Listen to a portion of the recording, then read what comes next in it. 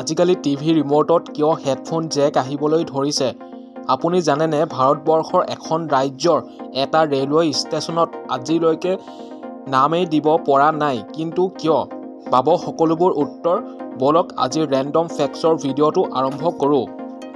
Fact number 1, আপুনি জানেনে ওকলাহোমাৰ আছলে battles নামৰ ছোৱালীজনীয়ে চন 2010 চনৰ এনেকুৱা এটা কাম কৰি দেখুৱালে আপুনি আচৰিত হৈ পৰিব। আচলতে তাই 160 কিলোমিটাৰ/আৱাৰ গৈ থকা এখন ষ্টাণ্ট প্লেনৰ উইংছত এনেদৰে ষ্টাণ্ট কৰিছিল।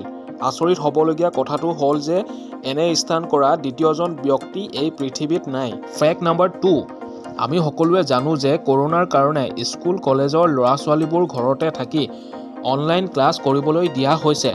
কিন্তু আপুনি জানেনে যে অনলাইন ক্লাছ কৰোনাৰ পাছতে প্ৰথম অনা হৈছে? তেনে নহয়। অনলাইন ক্লাছৰ ট্ৰেণ্ড চন 1937 চনত চিকাগোত প্ৰথম ষ্টাৰ্ট হৈছিল। ৰেডিঅ' যোগেৰে ল'ৰা-ছোৱালীবোৰক ক্লাছ কৰিছিল। আচলতে 1937 চনত পলিঅ' আউটব্ৰেক হৈছিল চিকাগোত, আৰু সেইবাবে এনেধৰণৰ অনলাইন ক্লাছ হৈছিল সেই তেতিয়াই। ফেক্ট নম্বৰ 3, স্বাভাৱিকতে নেচাৰেল ডিজাষ্টাৰ, পভাৰ্টি আদি পৰিস্থিতিয়ে কিছুমান মানুহক নিজৰ দেশ এৰি যাবলৈ বাধ্য কৰায়। কিন্তু আপুনি জানি আচৰিত হ'ব যে থাইলেণ্ডৰ লপবুৰী নামৰ চহৰখনত কেৱল বান্দৰৰ উৎপাতৰ বাবে তাৰ মানুহে চহৰ এৰি যাবলৈ বাধ্য হৈছে। নগৰ চহৰবোৰত গাড়ীতকৈ বেছি বান্দৰৰ উৎপাত দেখা যায়, আৰু ট্ৰেফিক পুলিচেও কণ্ট্ৰল কৰিব নোৱাৰা হৈ পৰে। তেনেকুৱা ধৰণৰ চিটুৱেশ্যন তাৰ মানুহে এতিয়া ফেচ কৰিছে।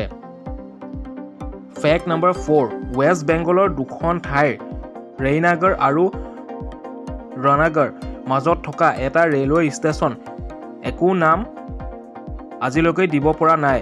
আচলতে সেই দুখন গাঁৱৰ মাজত এবাৰ ডাঙৰ কাজিয়া হৈছিল, আৰু ফলত ইণ্ডিয়ান ৰেলৱে ৰেইনাগাৰ ষ্টেচন দিয়া নামটো উঠাই পেলাবলগীয়া হৈছিল। ভাবি আচৰিত লাগে নহয়নে?